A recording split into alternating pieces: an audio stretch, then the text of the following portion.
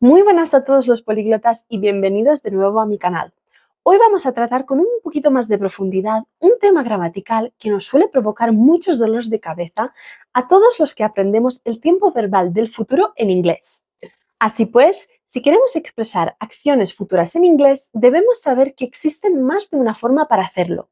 Pero tranquilo, porque la buena noticia es que en este vídeo vamos a analizar todas estas formas futuras para que puedas entender las diferentes matices entre cada una de ellas y sepas expresarte con precisión y eficacia. Así que, tanto si eres principiante que acaba de empezar su viaje por el aprendizaje del inglés, como si eres un hablante experimentado que busca perfeccionar sus habilidades, quédate conmigo mientras aclaramos las diferencias entre los tiempos verbales futuros del inglés. En primer lugar, en inglés existen tres formas para expresar el futuro: will, going to y present continuous o presente continuo. Utilizar una u otra de estas formas para expresar planes del futuro va a depender del tipo de plan del que se trate. Un plan espontáneo, un plan decidido de antemano o un acuerdo pactado. Vamos con el primer tipo de futuro, will. Utilizamos will para hablar de planes espontáneos que se deciden en el momento de hablar, es decir, un plan improvisado. Por ejemplo, there's no milk in the fridge. I'll go and get some. Expresar una predicción basada en una opinión. Por ejemplo, I think my best friend will buy a new car. Expresar un hecho futuro. The sun will rise tomorrow. Y por último, expresar promesas, peticiones, rechazos y ofertas. I'll help you with your English homework tomorrow. Usar will en nuestras frases es muy sencillo. Simplemente debemos memorizarnos la siguiente fórmula, a la que yo suelo llamar como una fórmula mágica, porque una vez la aprendes se te quedará para siempre. Y esta fórmula es will más verbo 1 o verbo infinitivo, es decir, el verbo base. Asimismo, en afirmativo siempre conjugaremos will junto con el verbo en infinitivo. I will buy a new house, you will buy a new house, he, she, it will buy a new house, and so on. En negativo, únicamente debemos añadir el adverbio de negación not entre will y el verbo base. I will not buy a new house, you will not buy a new house, he, she, it will not buy a new house. En interrogativo, como siempre, se intercambia el orden de las palabras y en lugar de seguir el orden canónico sujeto, verbo y objeto, seguiremos el orden intercambiado verbo, sujeto, objeto. Will I buy a new house? Will you buy a new house? Will he buy a new house? Etcétera. Como ya lo debes de saber, en inglés nos encanta abreviar las palabras y por eso muchas veces nos comemos algunas de las letras.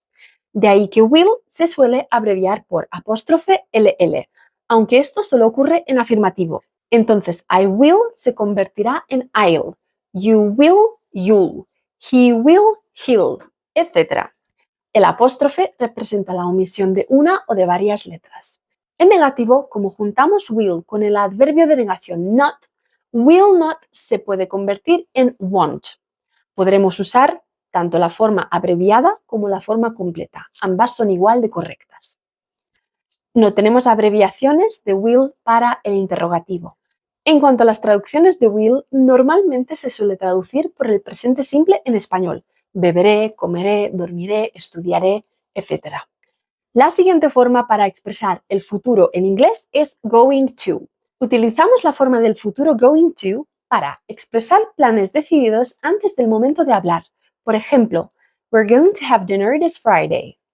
Y para referirse a algo que, por las circunstancias presentes, parece seguro que va a suceder. Por ejemplo, the customer is going to pick up her order. She has already suggested a pickup time on the app.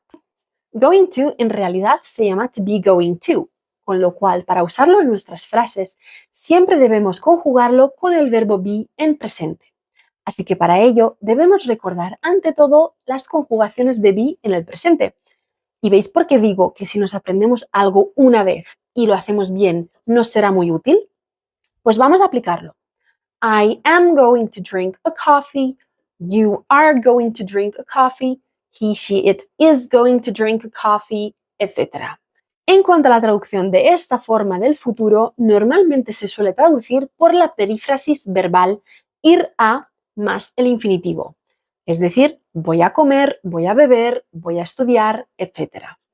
Y por último, pero no por eso menos importante, el presente continuo. Solemos utilizar el presente continuo cuando el plan es un acuerdo, es decir, cuando se trata de un plan ya confirmado con al menos una persona y conocemos la hora y el lugar. Por ejemplo, I'm meeting my boyfriend tonight to go to the cinema. Y para preguntar también sobre planes futuros. Are you doing anything special tonight? Al tratarse del presente continuo, como el nombre bien dice, es realmente sencillo utilizarlo. Simplemente debemos conjugar el tiempo verbal que vayamos a utilizar en el presente continuo. Recordemos de nuevo brevemente la fórmula mágica. Be conjugado en presente con un verbo acabado en ing. Por ejemplo, I am eating, you are eating, he, she is eating, etc. En cuanto a las traducciones del presente continuo para expresar el futuro en inglés, usaremos las dos formas del futuro en español. El futuro simple, por ejemplo, comeré, y el futuro perifrástico, voy a comer. Espero que este contenido os haya sido muy útil porque desde luego para mí en su momento no fue nada fácil. Si os ha gustado y queréis más contenido gramatical, dadme un like y suscribiros a mi canal.